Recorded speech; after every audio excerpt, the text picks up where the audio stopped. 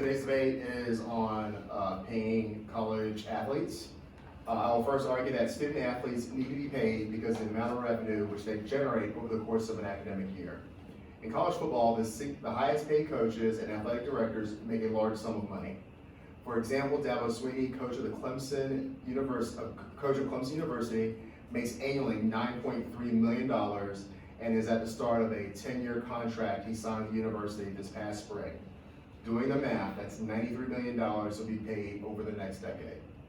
How is a coach worth $93 million without throwing a pass, running or catching the football, or tackling a man, in some cases, 20 to 30 pounds every other game? Coach Dabo Swinney is able to command a 10-year contract worth this amount because the National Collegiate Athletic Association, the NCAA, does not pay any of their student athletes. As a matter of fact, the term student athlete was concocted specifically for the purpose of not paying student athletes. The manner in which the NCAA and college athletic departments generate so much money and have the right to not share those finances with student athletes is an act of grand larceny. This proverbial theft can be compared to and is on the scale of indentured servitude, which is not a stretch to call what the NCAA does to student athletes. I'll support my argument that college athletes should be paid for their services that they render to colleges and universities as student athletes by discussing the following. First, we need to discuss how college coaches generate salaries worth 10 years and over $90 million. First, these salaries are paid by ticket sales done at stadiums all across the United States on Saturdays. Next, by selling advertising, selling billboards and selling spaces on your fences for advertising to both local and national manufacturers and businesses all across the United States. The next way that these salaries are paid for coaches is through naming rights to college bowl games, such as the Northwestern Mutual Rose Bowl, the PlayStation Fiesta Bowl, the Allstate Insurance Sugar Bowl, and the Capital One Orange Bowl. The most expensive way that these coaches are getting their money is through exclusive television rights, which ESPN has for the college football Final Four.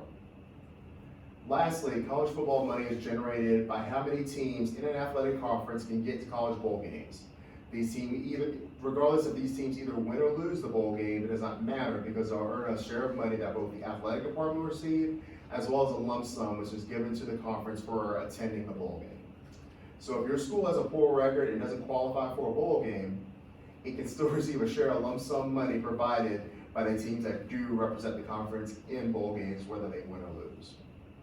But it's not just big-time college football where this money is rendered. It's also in men's college basketball. The same indentured servitude is done.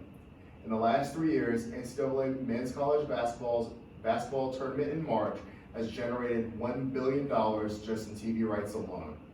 This does not include tickets, merchandise, advertising, or naming rights.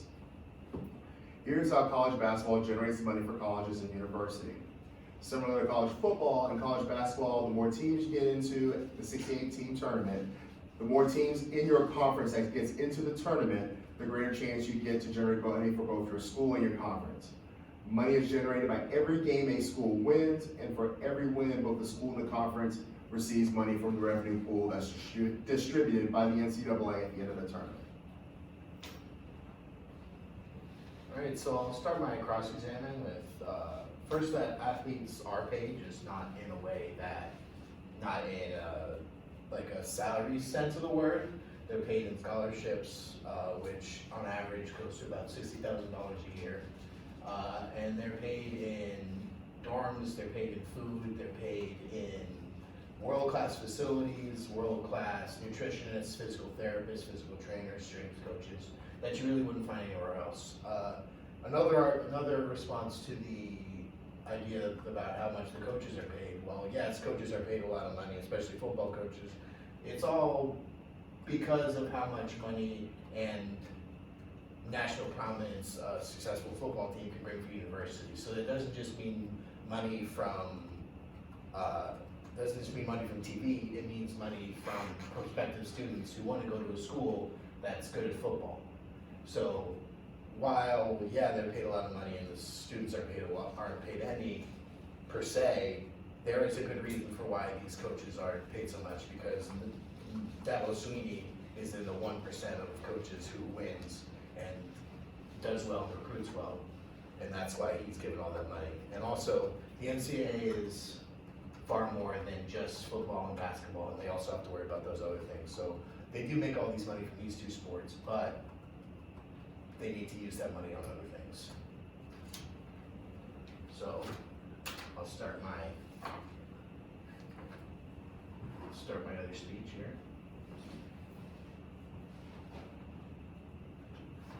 So paying all student athletes would create more issues than it would fix. While it's true that the NCAA brings in tons of money from its main two cash cows, football and men's basketball, they're just two of the main sports that the NCAA supports. When you think NCAA, you think college football and March Madness. The big-time sports fan might even think of college, World Series, or the Frozen Four. But the NCAA is much more than what you see on ESPN.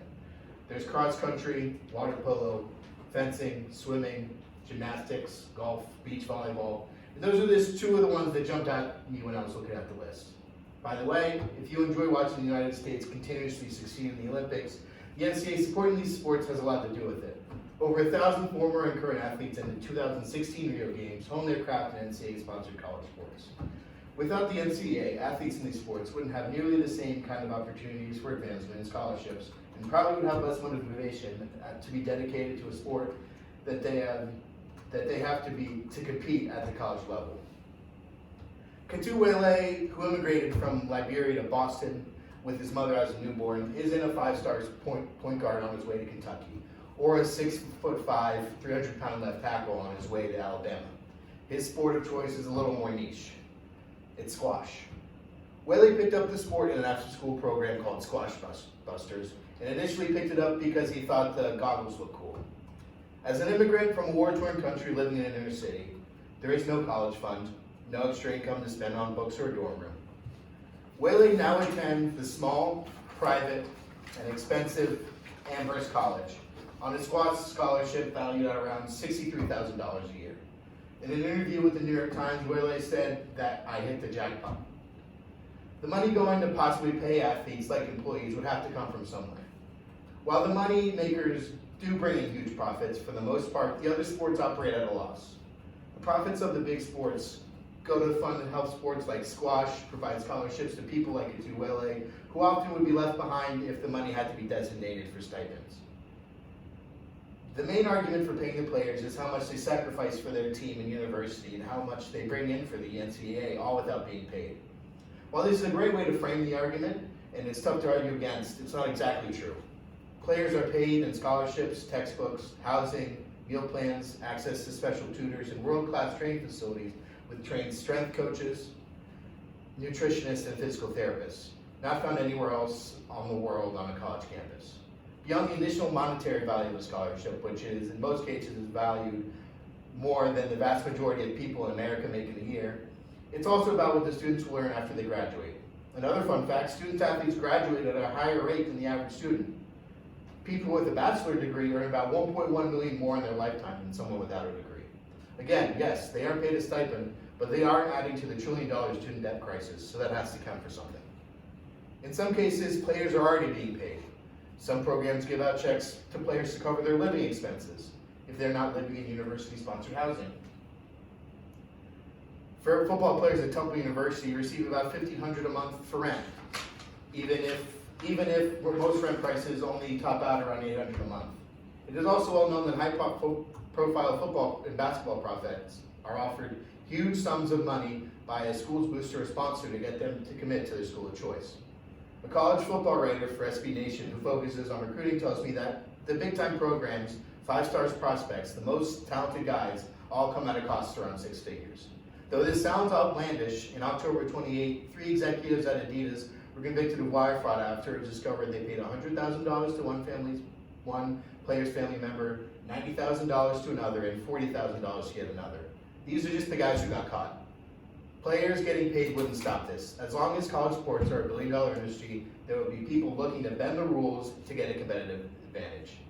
Many people also believe that players should be paid their fair market value, But is there really any market value? Not really until the NFL decides to let kids out of high school play in the NFL. College sports provides an important testing ground for professional teams. These players have no market value until they prove it on the testing grounds of the NCAA. There are plenty of highly recruited players who turn out not to be who we thought they were.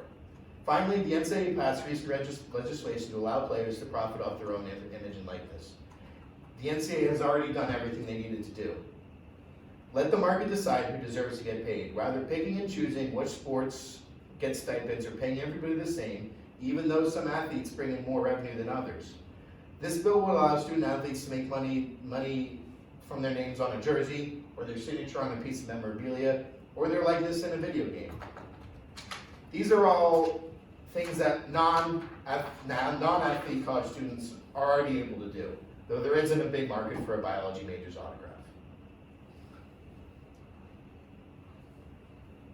So I have 2 minutes Yep. to break before we're going. Yep. Go ahead.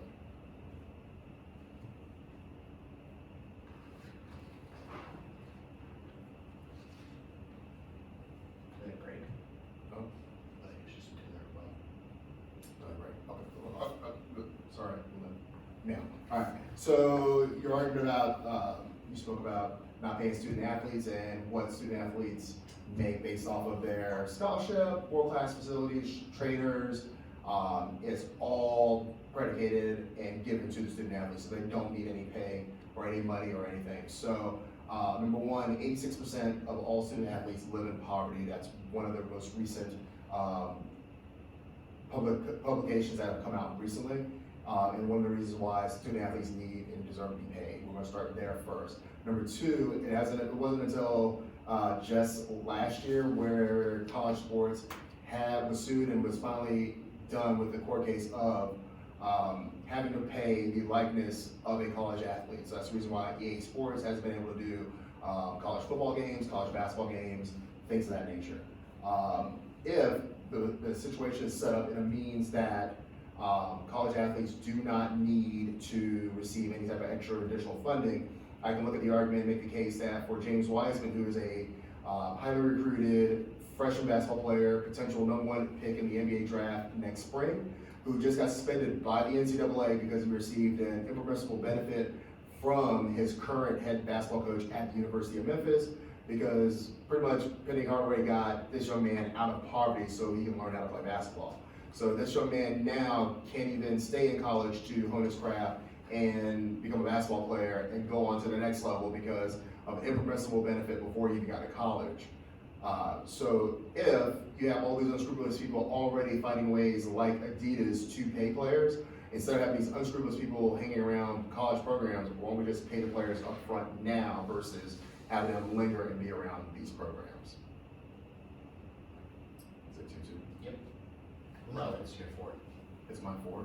Yeah. Okay, so now, all right, cool. So then my other counter argument is the disposability, and again, looking at how athletes are indentured servants. So first, I brought this up before in the past. Dylan Moses is a linebacker for the University of Alabama. I just want to make this comment that Nick Saban, who's their head football coach, makes $8.7 million. He is the highest paid person in the state of Alabama. Dylan Moses was a potential #1 draft pick, top 10 draft pick in this upcoming spring's NFL draft. Towards the end of preseason camp, less than a week later, Coach Nick Saban was asked about his availability this season and the disposability of the player, because Nick Saban pretty much said, well, he's injured, he's out for the season, we may cut him, make room for another player before the season starts. Just shows you how it's more about the money and not about the athlete and player. If it was all about players going to college and getting their education and getting this physical workout training and everything, how come it looks as if this coach is willing to pull his scholarship after he got injured? Next counter argument to this also is same school, different player, and a different song was sung 3 months later when Tua Tagovailoa, the quarterback for the University of Alabama, will have surgery and will recover at the school this fall due to the fact that he injured his hip this past week playing in a college football game for the Alabama Crimson Tide for Nick Saban. And the story that is coming out of Tuscaloosa now is that Tua Tagovailoa will get a chance to have surgery through the school. We'll get to have will get to have surgery, he'll get to recover with the school, and then be able to prepare for the NFL draft in the spring. So is it really about the player, or is it really about the team making money, or is it a PR stunt? It's a PR stunt when it's a quarterback in the middle of November saying, when the coach says, hey, we're gonna keep him, we're gonna train him, we're gonna rehab him, he'll be fine. But in early August, when it's a top 10 player who plays linebacker for the same team, it's about, oh, well, we may need to cut him and make more room for another player who can help the team this year. That just shows the disposability and the interchangeability of these players. That shows that the system is kind of crooked. As A.D. Carson said, it's a crooked system that proliferates the cycle of indentured servitude in Jim Crow era. So what you have here is you have high-paid coaches and high-paid coaches, as well as athletic departments, and massively huge. There isn't anywhere else for these players to go. So all they have to go is they only have the NCAA to go, as far as football goes, to hone their craft and become an NFL professional football player. College athletes in basketball are starting to look at avenues such as going to Australia, looking to go overseas and things like that to hone their craft versus going to a college here in the United States. I understand the argument of how do you pay out players that are on the polo team, the tennis team, and the golf team. And in some schools, those sports do generate the revenue and the money for the school and the athletic department. And so I don't say that we split hairs on how much each player gets, like stud football players get more money than swimmers. I say that if you give them something versus giving them nothing at all, this unethical use of having people around that will pay for folks' homes, that will pay to move a player from an impoverished area into a nice neighborhood to learn how to play basketball, these type of cases that surround the sport itself in general will then cease and stop. Another 4, 2 it is. All yours. All right, so first as a response to that, it's a privilege to play in the NCAA. The NCAA is a sports organization that occurs nowhere else in the world. Nowhere else can 18-year-old kid play in front of 40,000 people in an arena and 1 million people on TV and be the star of their campus and be able to maybe not profit right away, but they're always a celebrity in that area. Another response to the injuries. Injuries could happen anywhere. Injuries could happen, a bad injury could happen in middle school, it could happen in high school, but does that mean that we have to pay high school athletes as well? I think that injuries, it's a bad thing that happens, and you don't want to see that happen to anybody, and because they're not getting paid, it makes it look a lot worse because you see that it's hurting their ability to earn in the future. But that's a part of playing those sports, is that you can get injured at any time. You can get injured walking down the street, but it's just about where it is that makes it worse. Also, where is the money that we're going to pay these athletes coming from? Like I talked about in my first argument, there are all kinds of students that get scholarships, either partial or full, from universities that don't play in the big sports that make money. And my fear would be that kids will lose scholarships because we have to pay everybody now. So that money has to go from somewhere. So that would be my main issue with paying them, is that the NCAA is a nonprofit. So at the end of they're not keeping profits at the end. You know, they have to use it somewhere. So where's this money gonna come from?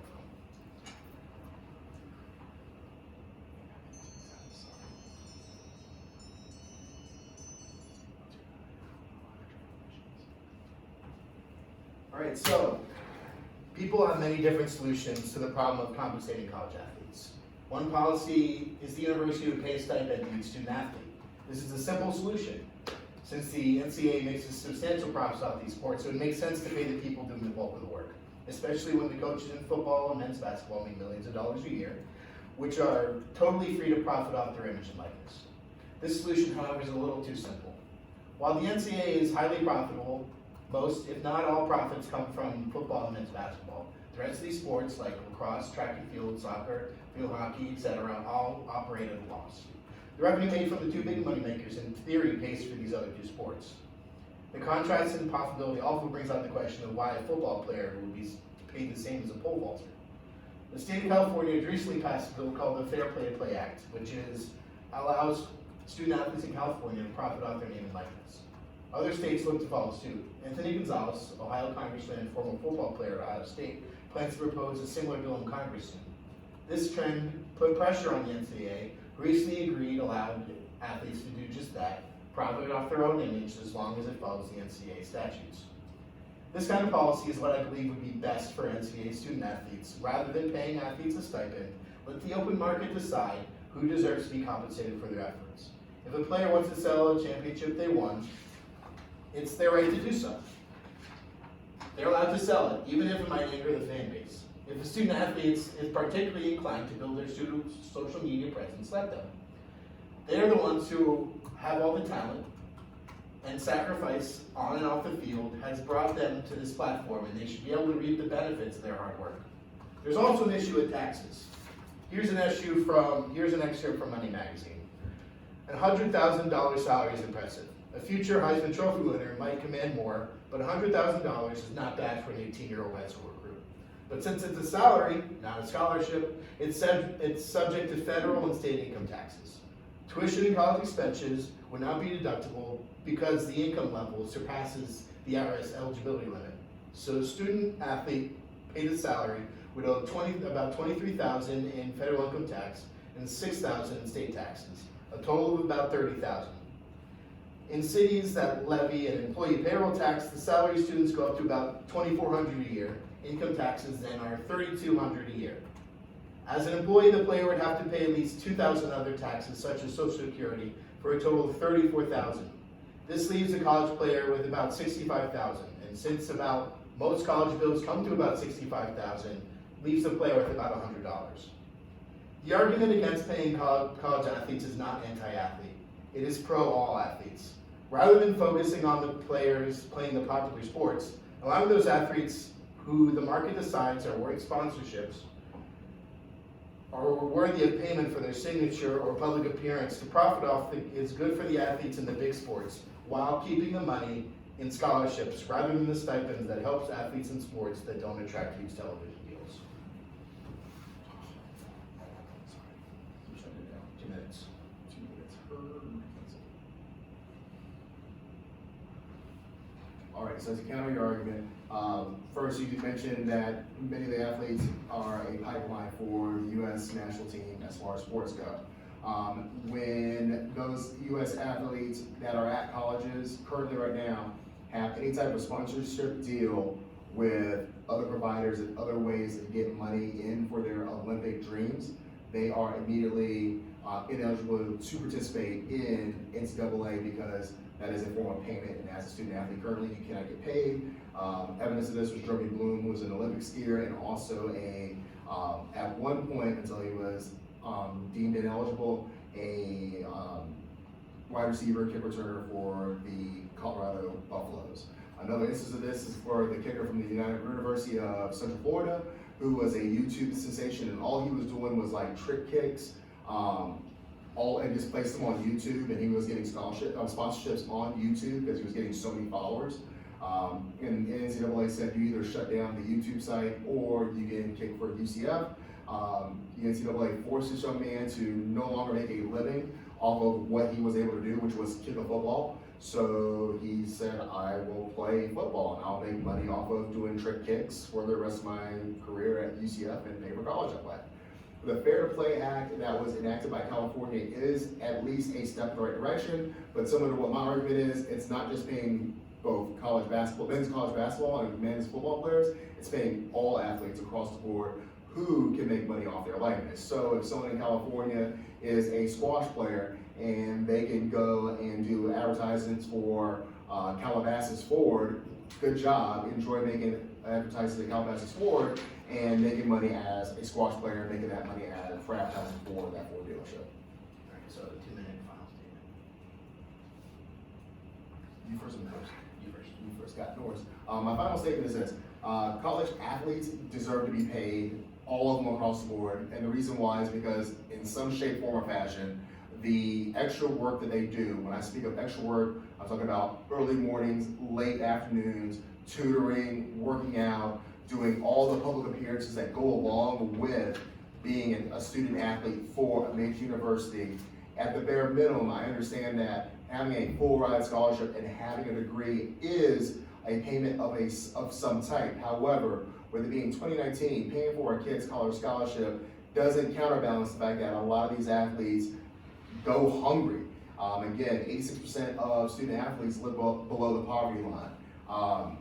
Arian Foster who used to play for Houston, Texas while he was at the University of Tennessee, pretty much called his position coach and said, either we're about to do some really major trouble or y'all need to come down here and feed us because a bunch of us are down here in the dorms hungry. The running back coach went and got like 200 pizzas from Domino's and fed the entire team because of the things that players and athletes do across the board. The extra work they have to do interferes with normal meal times and normal college life. Yeah, it's great that you're a celebrity on campus, and yeah, it's great that you're the big man on campus, but you're quickly forgotten when you're injured. You're quickly forgotten when you don't get drafted. You're quickly shamed and talked bad about on social media when you have a bad game. So all those things, you have to kind of counterbalance that. Yeah, you're getting a scholarship, yeah, you're getting a full ride, but they have to put up and do so many more things. They have to do special appearances at nursing homes and children's hospitals and things of that nature that a lot of us take for granted that they do, that we never have to deal with and or recognize. So for my final statement, the NCAA is by no means perfect. They have some dumb rules and make some bad decisions, which really hurts their public persona. Couple this with most of the mainstream media being openly anti-NCAA, and the NCAA's image is worse than it's ever been. Schools are paying recruits faster than the NCAA can punish them, and professional athletes like LeBron James never stop pointing out how unfair the NCAA is, especially for athletes in the two moneymaker sports. The NCAA makes up for these shortcomings by supporting all kinds of athletes, by providing scholarships and opportunities to continue to play the sport they love, no matter how little television audience they might attract. By moving to pay all players, other funds will have to be drained. Even a small universal stipend could take scholarships away from athletes from these fringe sports. And then once you add the stipend on top of it, this money starts to become a salary and you have to worry about taxes. Because like in most things, nothing's that simple. Allowing the free market to decide who gets paid and who doesn't, through allowing student athletes to profit off their own likenesses, is the best solution to the issue of those making millions for the NCAA and universities while still leaving all the funds for scholarships. Handshake. And cut.